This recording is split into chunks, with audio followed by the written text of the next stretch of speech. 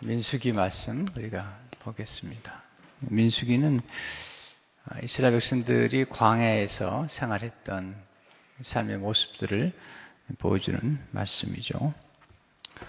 원래 민수기 히브리적인 이름은 광야에서, in the wilderness에서 나오는 말인데, 영어로는 numbers, 사람들의 계수하는 것을 보여주고 있죠. 사실 이렇게 민수기에 보면 반복되는 말씀들이 나오기 때문에 이 말씀을 이렇게 우리 삶 속에 적용하기가 쉽지 않지만, 자세히 묵상해 보면, 또 자세하게 성경을 읽어보면 거기서 보석 같은 그런 하나님의 지혜를 깨달을 수가 있겠죠. 오늘 첫째는 이 본문 속에서 하나님은 우리가 그 성막 중심의 삶, 하나님 중심의 삶을 살기 원하시는 것을 보게 되죠. 1절 2절을 보게 되면 여호와께서 모세와 아론에게 말씀하여 이르시되 이스라엘 자손은 각각 자기의 진영의 군기와 자기의 조상의 가문의 곁에 진을 치되 회막을 향하여 사방으로 치라. 여기 회막을 향하여 진을 칠 때 이제 광야에서 그들이 머물기도 하고 행진하기도 하는데, 그들이 머물러 진을 칠 때는 회막 또는 성막을 중심으로 동서남북으로 진을 치게 하시는 것을 보게 됩니다. 이스라엘 백성들의 삶의 중심 속에 하나님이 계셨죠. 그 하나님을 중심으로 동서남북 네 진영이 이렇게 진을 치는 것을 볼 수가 있습니다. 항상 이스라엘 백성들은 하나님 중심, 또 성막 중심, 또는 성전 중심, 나중에는 이제 예루살렘, 시온성 중심으로 그들이 신앙생활을 했던 것도 보게 됩니다. 우리도 마찬가지죠. 우리가 예수 믿는 사람들이 가장 신앙의 안전을 추구하는 길은 하나님 중심, 그리스도 중심으로 신앙생활을 하는 거죠. 조금 더 얘기하면 이제 우리의 삶에 적용한다면 교회를 중심으로 늘 신앙생활을 하는 것이 가장 안전하고 복된 것을 보게 됩니다. 우리 삶의 중심에 하나님이 자리를 잡을 때 가장 안전하고 복된 것을 보게 되죠. 문제는 우리가 늘 하나님의 임재와 하나님의 영광을 바라보기보다는 하나님과 멀리 떨어져 가는 것을 보게 되죠. 하나님은 늘 우리 곁에 계시죠. 또 하나님의 위치는 항상 움직이지 않는 위치에 계시지만 우리가 때로 하나님 멀리 하기도 하고 때로 가까이도 하기도 하고 그러는데, 하나님이 원하시는 것은 우리가 늘 하나님 중심으로 사는 것을 원하시는 것을 보게 됩니다. 시편 기자들은 이제 하나님을 가까이 하는 것이 복이다. 시편 73편 28절을 보게 되면 하나님께 가까이함이 내게 복이라. 내가 주 여호와를 나의 피난처로 삼아 주의 모든 행적을 전파하리이다. 또 시편 27편 4절을 보게 되면 다윗이 내가 여호와께 바라는 한 가지 일, 그것을 구하리니 곧 내가 내 평생에 여호와의 집에 살면서 여호와의 아름다움을 바라보며 그의 성전에서 사모하는 그것이라. 그러니까 광야에서는 성막이었지만 나중에 이제 성전, 그리고 지금 우린 교회로 이렇게 변화가 되는데, 항상 하나님의 집에 살면서 하나님의 아름다움을 바라보는 것을 가장 사모하는 것을 볼 수가 있죠. 그래서 우리들은 사실 가장 안전한 건 하나님 중심, 그리고 교회를 중심으로 신앙생활을 하는 것이 가장 안전한 거죠. 두 번째는 하나님께서 정해진 위치를 따라 사는 것이 안전하다는 거죠. 그러니까 정해진 위치가 있는데 동서남북에 보게 되면 동쪽에는 유다 지파, 그리고 이사갈, 스불론이 자리를 잡았죠. 3절에서 9절을 한번 보실까요? 먼저 동방 해돋는 쪽에 진실자는 그 진영별로 유다의 진영의 군계에 속한 자라. 유다 자손의 지휘관은 암미나답의 아들 나손이요 그의 군대로 계수된 자가 74,600명이며 그 곁에 진실자는 이사갈 지파라. 이사갈 자손의 지휘관은 수알의 아들 느다넬이요 그의 군대로 계시던 자가 54,400명이라. 그리고 스불론 지파와 스불론 자손의 지휘관은 헬론의 아들 엘리압이요. 그의 군대로 계수된 자가 57,400명이니 유다 진영에 속한 군대라. 계수된 군인의 총계는 18만 6,400명이라. 그들은 제1대로 행진할 지니라. 그러니까 하나님께서 이제 그 12지파를 네 진영으로 나누어서 유다 진영, 루벤 진영, 에브라임 진영, 단 진영으로 이렇게 나눠서 진을 치게 하시는 것을 보게 되죠. 유다 진영에는 이사갈과 스불론, 루벤 진영에는 시므온과 갓지파, 에브라임 진영에는 므낫세와 베냐민, 단 진영에는 아셀과 납달리, 이렇게 각 위치에 서서 살면서 이제 머물기도 하고 그리고 이제 행진하기도 하는 것을 보게 됩니다. 굉장히 조직적이죠. 굉장히 조직적이죠. 굉장히 일정한 질서를 따라 움직이는 것을 보게 됩니다. 레이 사람들은 이제 성막 가까이에 위치해 있죠. 그러니까 가장 중심에 하나님 성막이 이제 있고 하나님의 임재가 있고요. 그리고 이 성막을 중심으로 사방으로 레이 사람들이 진을 먼저 치죠. 어제 이제 본문에 나와 있는 것처럼 레이 사람들은 성막 가까이에 진을 치고 그리고 나머지 이제 지파들이 이렇게 동서남북으로 이렇게 진을 치는데 굉장히 중요한 그런 어떤 질서를 우리가 볼 수 있게 되죠. 하나님이 하신 일을 보면요, 굉장히 놀라워요. 굉장히 조직적이세요. 우리 그리스도인들이 가끔 그런 조직을 무시할 때가 있는데 성경은 그렇지 않습니다. 굉장히 조직적이죠. 그래서 동서남북으로 네 지파씩 자리 잡게 하고 그리고 가장 가까이 네 지파를 세우는 것을 보게 됩니다. 근데 여기서 계속 강조하는 것은 그의 군대로란 말을 쓰잖아요. 그러니까 20세 이상 가운데 이제 군인으로서 역할할 수 있는 사람들을 계수하는데 사실 당시만 해도 군인들이 별 힘이 없던 거죠. 왜냐하면 노예였던 그들이 이제 출애굽하면서 군인으로 이렇게 변화가 되는 거죠. 변화가 되는 중에 하나님께서 각 진영들을 세우시고 어차피 그들은 이제 가나안 땅을 정복하는 과정에서 군사로 가야 되는데 하나님 보실 때는 이 레위 지파를 아주 중요하게 여기시죠. 왜냐하면 이 전쟁 가운데 육신적인 전쟁을 위해서 군사들을 이게 계수하지만 더 중요하게 하나님 보시는 것은 뭐냐면 영적인 전쟁이에요. 영적인 전쟁. 그래서 레위 지파를 아주 중요하게 여겨서 성막 가까이 레위 지파를 둬서 하나님이 이 거룩함, 그러니까 이스라엘 민족들이 거룩을 지킬 수 있도록 할 뿐만 아니라 레위 지파, 특별히 제사장들이 하는 일이 뭐냐면 기도하는 일이잖아요. 그래서 이스라엘 백성들을 움직이는 가장 강력한 영적인 힘은 기도예요. 그러니까 육신적인 군대보다도 더 중요한 게 영적인 군대인데 영적인 군대의 중보 기도자로서 세운 것이 이제 레위 지파, 제사장 지파인 것을 볼 수가 있죠. 그러니까 잘 보셔야 되는 게요. 성경은 어떻게 모든 걸 이해하냐면 먼저 영적으로 가장 중요한 게 뭐죠? 하나님과의 관계, 하나님을 예비하는 것. 이스라엘 백성들에게 하나님 예비하도록 인도하는 사람들은 레위 지파잖아요. 그래서 하나님께서 레위 지파를 아주 소중하게 여기시죠. 그래서 이스라엘 민족들을 출애굽하는 과정에서 사용했던 인물이 모세죠. 모세 아론인데 모세 아론은 레위 지파인 것을 볼 수가 있죠. 그래서 레위 지파를 중심으로 사실은 하나님께서 일을 하시고 그리고 이제 12지파 가운데 요셉이 두 아들을 낳았죠.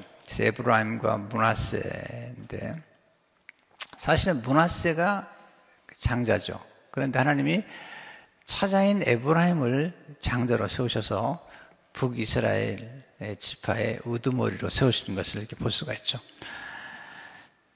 그러니까 이제 민수기 1장 53절에 보면 레이는 증거의 성막 사방에 진을 쳐서 이스라엘 자손의 회중에게 진노가 임하지 않게 할 것이라. 레이는 증거의 성막에 대한 책임을 지킬지니라 하셨습니다. 그러니까 성막 사방에 레인이 진을 치고 동서남북에 진을 치는데 진짜 지금 그 12지파가 카운트한 군대보다 더 중요한 군대가 레이 지파, 영적인 그런 기도의 영역들을 가지고 있는 것을 보게 되죠. 그러니까 각 위치가 있고요. 일정한 경계가 있어요. 만약에 레이 지파의 경계를 넘으면 안 돼요. 그럼 바로 하나님 진노하셔서 그를 치시죠. 그러니까 항상 우리는 이제 그리스도인들은 영적인 세계관을 가져야 되는데 이 세계를 움직이는 가장 강력한 힘은 영적인 것이죠. 기도가 굉장히 중요한 거죠. 하나님이 역사하시기 때문이죠. 엊그제 보니까 덴버에 갑자기 천둥이 치고 번개가 하면서 헤일 이김에 있는데요. 우박이죠. 우박이 얼마나 큰지 우박이 이 소프트볼만 해요.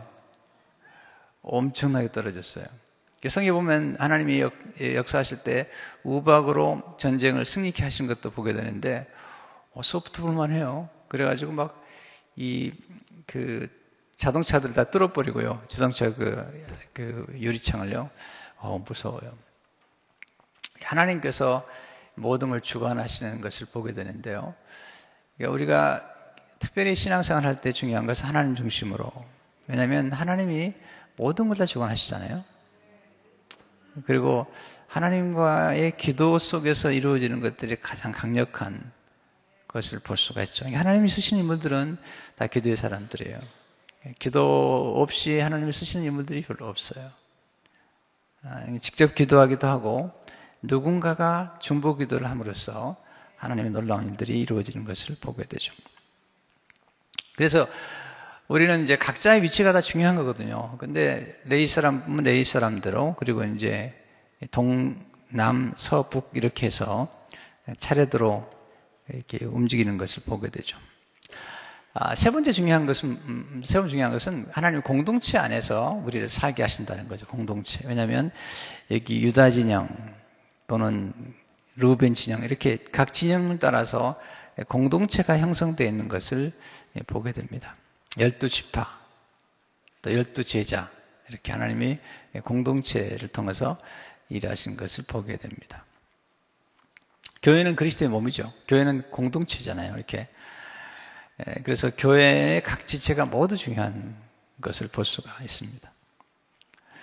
이제 가끔 이제 교회 생활하는 분 가운데 이 공동체를 소중히 여기지 않은 분들이 계세요. 근데 참 지혜롭지 않습니다.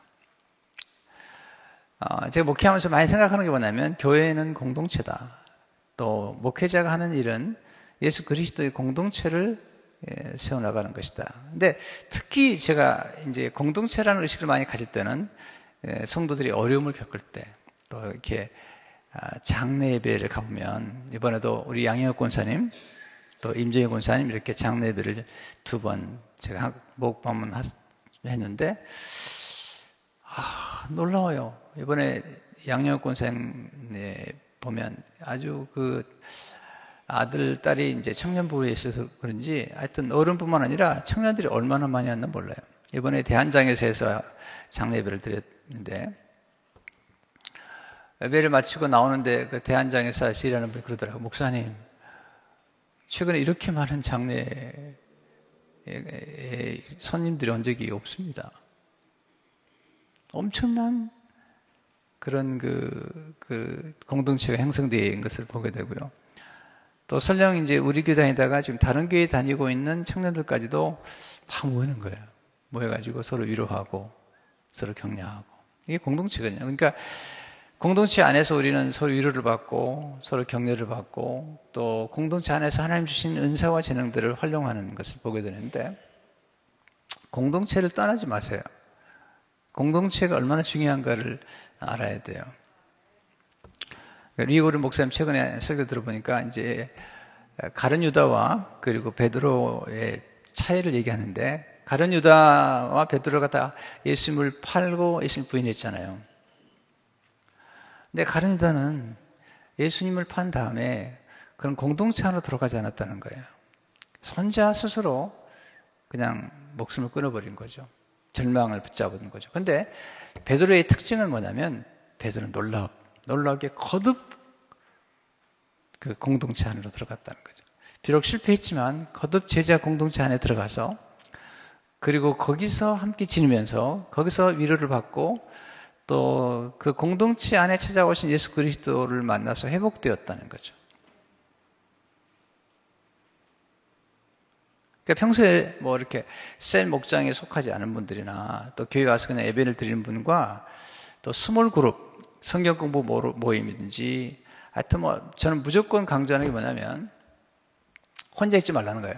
반드시 교회 공동체 안에서 셀 목장에 들어가든지 아니면 성경 공부 그룹에 들어가든지 이 스몰 그룹 안에서 성장해야지 가장 건전하고요. 그리고 12지파와 예수님께서 12지파를 선정할 때도 12 제자를 선택하신 다음에 또 4제자씩 또 그 그룹을 만드시고, 또 그리고 또 필요할 때는 베드로, 요한, 야고보를 데려가시고 때로는 원투으로 가르치시고, 그러니까 이 공동체 안에서 또 원투이 필요한 거죠.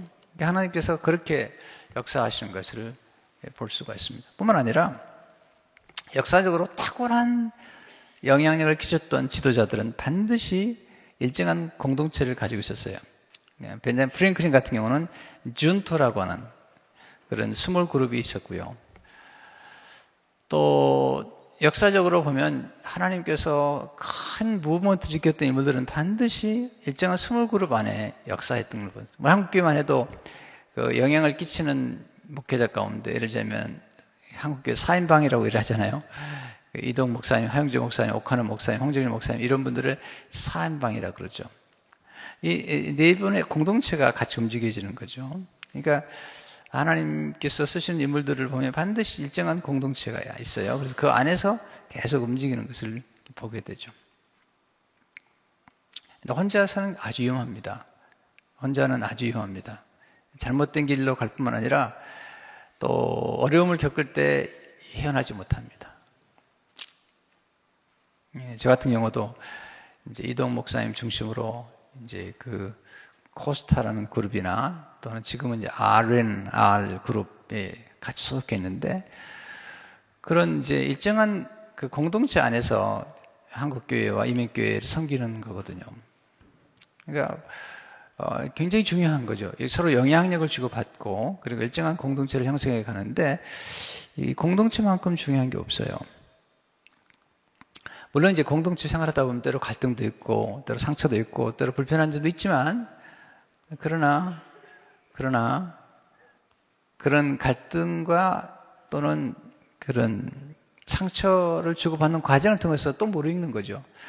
여러분, 사랑한다는 건 상처를 주고받는 것인데요. 만약에 우리가 상처를 두려워하면 사랑할 수 없잖아요. 사랑을 받을 수도 없잖아요. 그래서 우리는 이 공동체 안에서 자꾸 성장하는 것들을 기억할 필요가 있습니다.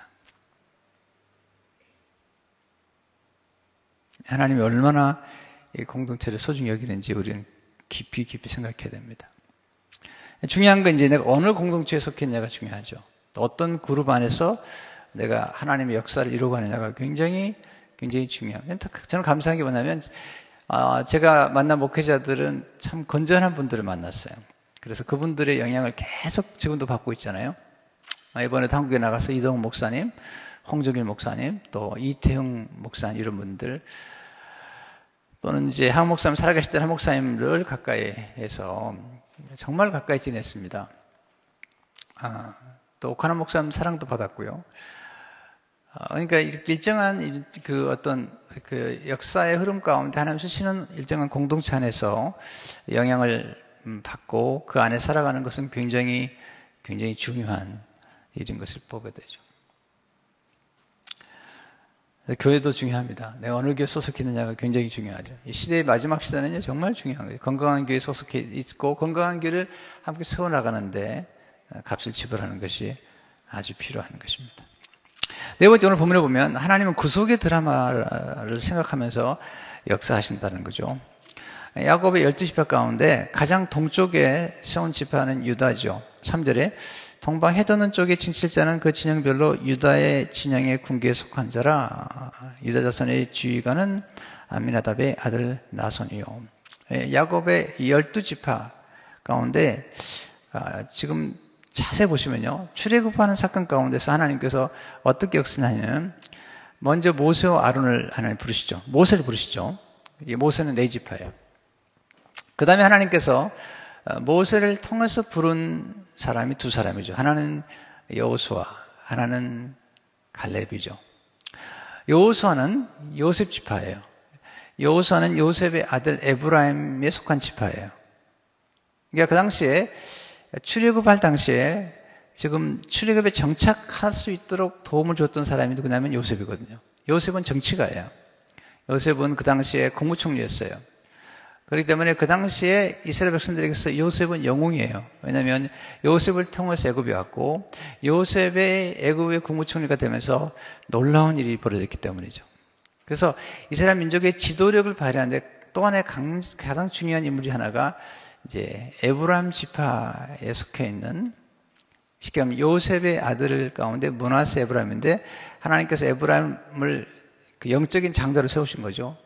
그러니까 장자로 세웠던 에브라임 지파 가운데 여호수아, 눈의 아들 호세아라고 그러는데 여호수아를 세워서 하나님 역사하시는 거죠. 그래서 민수기 13장 16절을 보게 되면, 6절을 보게 되면 모세가 눈의 아들 호세아를 여호수아라 불렀더라. 16절이군요. 그리고 13장 8절에 보면 에브라임 지파에는 눈의 아들 호세아예요.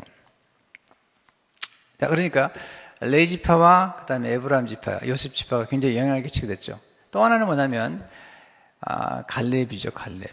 갈렙은 유다 지파예요. 민수기 13장 5절을 보게 되면 유다 지파에서는 여분의 아들 갈렙이요. 그러니까 이 출애굽을 주도해가는 인물, 지도자가 세 사람이 있는데 하나는 모세요. 그런 레위 지파요. 또 여기 나오는 여호수아는 그 에브라임 지파, 요셉 지파고요. 그리고 갈렙은 유다 지파입니다. 근데 하나님의 놀라운 관심 속에는 그 당시에 레위 지파도 중요하고 그 당시에 요셉 지파도 중요하지만 하나님의 구원의 드라마 속에는 유다 지파가 있는 거죠. 왜냐하면 예수 그리스도께서 유다 지파로 오셨기 때문에 지금 진이 가장 중요한 위치, 동쪽에는 유다 지파가 서 있고요. 그리고 행진을 할 때는 항상 레위 지파가 앞서긴 하지만 전체 12지파 가운데 가장 앞선 지파는 이제 유다 지파인 것을 볼 수가 있죠. 그러니까 하나님의 구원의 드라마가 이렇게 이루어져 가는 것을 볼 수가 있죠. 그러니까 항상 우리는 성경 읽을 때 예수 그리스도를 중심으로, 하나님의 구원의 역사를 중심으로 성경을 읽는 놀라운 그런 안목을 갖는 것이 필요하다는 거죠. 그러면서 하나님은 이제 이 히브리 노예들을 군사로 만드셔서 영적인 군대로 만드는데 실적인 군사로 만들어 가시는 것을 보게 되죠. 항상 계속해서 여기 보면 그의 군대로라는 말을 쓰게 되죠.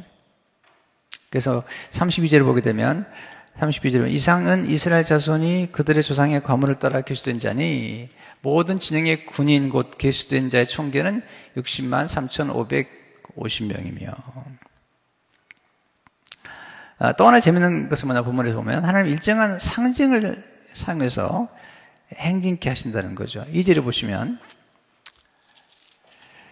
이스라엘 자손은 각각 자기의 진영의 군기와 이게 군기가 있어요. 군기와 자기의 조상의 가문의 기호 곁에 진을 치되 해막을 향하여 사방을 치라.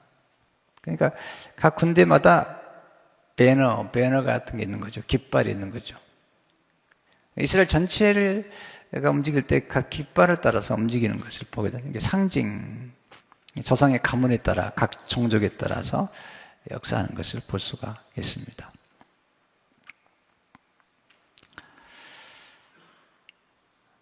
하나 더 보시면 하나님은 이 지도자를 세워서 그 역사하신다는 거죠.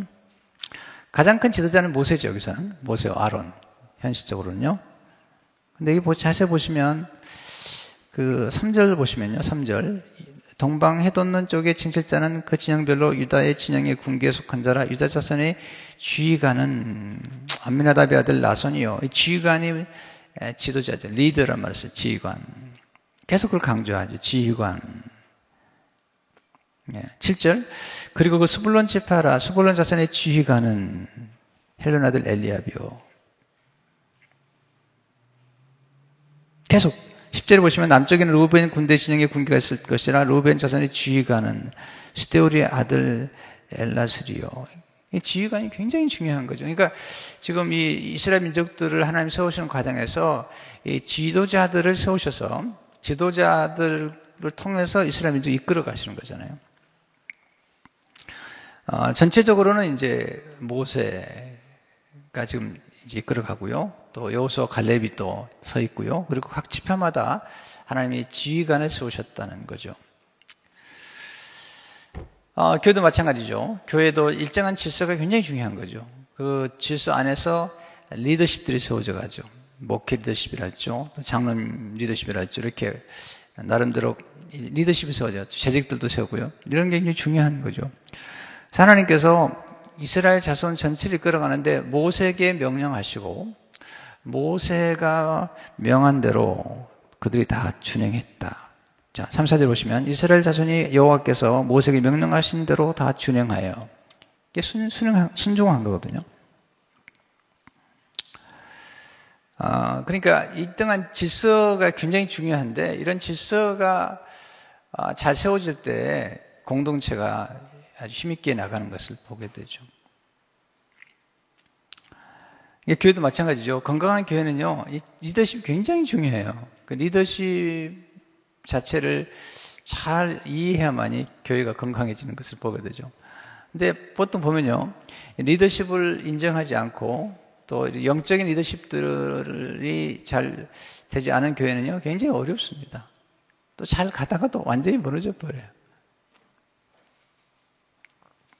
그래서 우리는 이 리더십이 얼마나 중요한가를 알아야 돼요. 그리고 그 리더십과 더불어서 일하는 게 필요하잖아요. 이번에 이제 그 새로운 대통령이 한국에 이제 나왔잖아요. 어떤 분이 그러셨더라고요. 대권. 그러니까 대통령의 권한이 많이 주어지죠. 근데 더 중요한 게 있다는 거죠. 대임. 지도자는 무거운 책임을 느껴야 된다 하는 거죠. 지도자가 권력과 권위를 남용해서는 안 되죠. 지도자는 반드시 대임, 하나님께서 맡겨주신 어떤 책임을 잘 감당하는 게 필요한 거죠.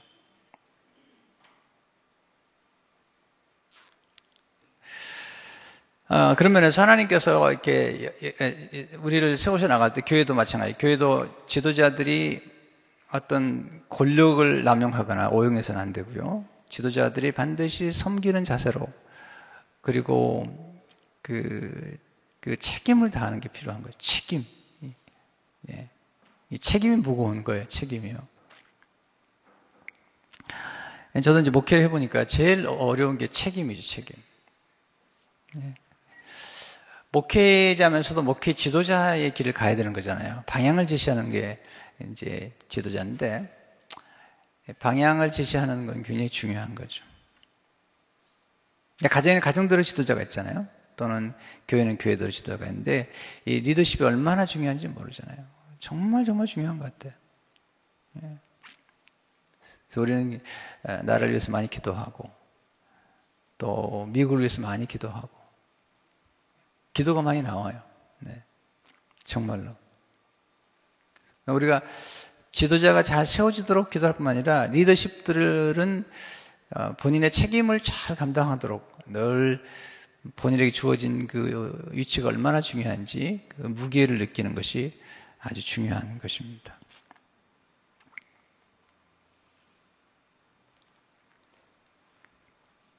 저희 교회는 정말 제가 볼 땐 비교적 건강한 교회라는 생각이 들어요. 네, 저희 교회가 완벽하지 않아요. 저희 교회도 문제가 있을 수 있고 그렇지만 해결해 가는 게 중요한 거고요. 또 하나는 이 리더십이라는 게 교회에서 잘 세워져 가고 있다고 저는 생각을 하죠.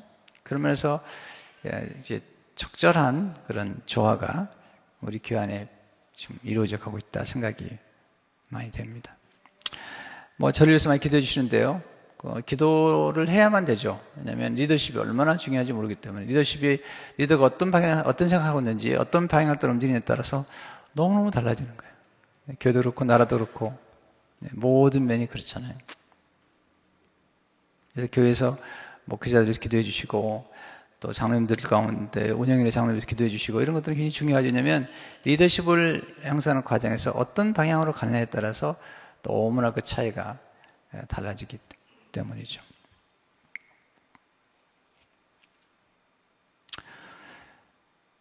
그럼 여기서 이제 우리가 이 본문에서 우리가 결론 부분에서 우리가 보는 것은 뭐냐면 이 본문에서 우리가 예수님을 어떻게 만날 수 있겠느냐 이런 얘기죠. 왜냐하면 성경은 모든 말씀이 예수님을 중심으로 쓰여졌다고 말씀하는데 그러면 이 본문에서 우리가 예수님을 어떻게 만날 수 있겠느냐 이런 얘기죠.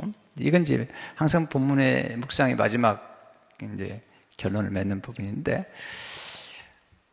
예수님께서 오시면서 몇 가지 변화가 나타나죠. 구약에서는 성막을 중심으로 움직였다면 신약은 예수님 자신이 성전이 되셨다는 거죠. 예수님 자신이 성막이 되셨다는 거죠. 요한복음 14절에 보면 말씀이 육신인데 우리 가운데 거하심에 이 거하신다는 말이 타버나클드 장막을 치셨다는 거예요. 우리 가운데 among us 예수님 우리 가운데 거하셨다. 그러니까 구약에서는 성막이 이스라엘 민족 가운데 거했다면 신약은 예수님이 성전 되신 예수님이 우리 가운데 거하셔서 하나님의 영광을 보여주신 거죠. 구약은 하나님의 영광이 성막에서 나타나서 성막과 성전에 쉐키나라고 하는 영광인데 드러났는데 신약에서는 그 하나님의 진정한 영광을 친히 보이셨어요. 너무 놀라운 거죠. 우리가 그 영광을 보니 아버지의 독생자 영광이요 은혜와 진리가 충만하더라. 그러니까 유다 지파의 후손 오신 예수님께서 우리 가운데 장막을 치고 오셨어요. 그래서 예수님이 우리 가운데 임하신 거죠.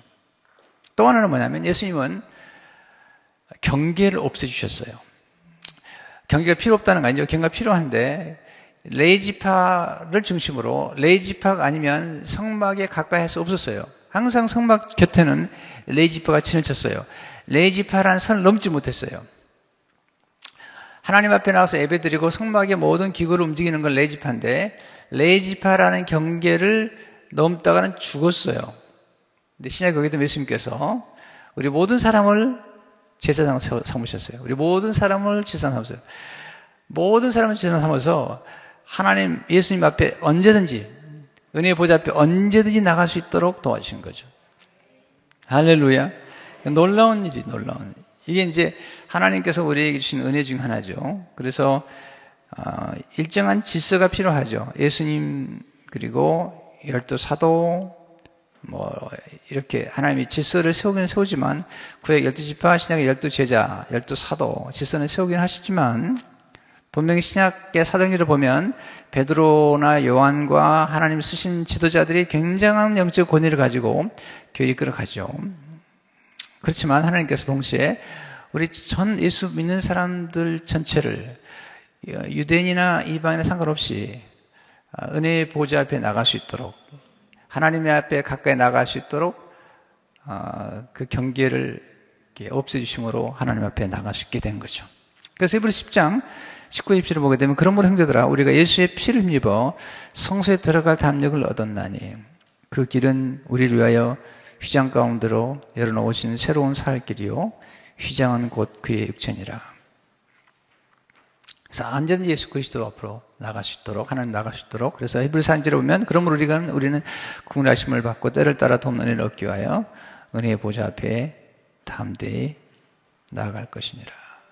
이렇게 말씀하고 있죠. 그래서 놀라운 그 복음의 역사가 이제 민수기 2장에서 우리가 볼 수 있죠. 예수님께서 오시면서 우리 가운데 임하셨고 그리고 하나님의 영광을 친히 보이셨고 그리고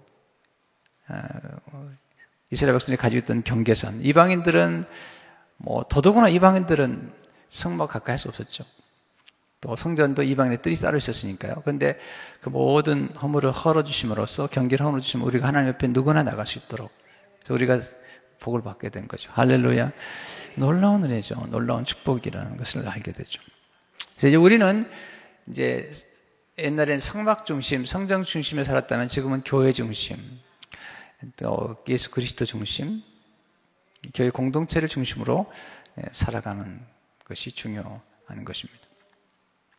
그래서 우리 주위에 교회는 나오지만 이렇게 셀 목장에 소속하지 않은 분들을 반드시 소속시켜야 되고요.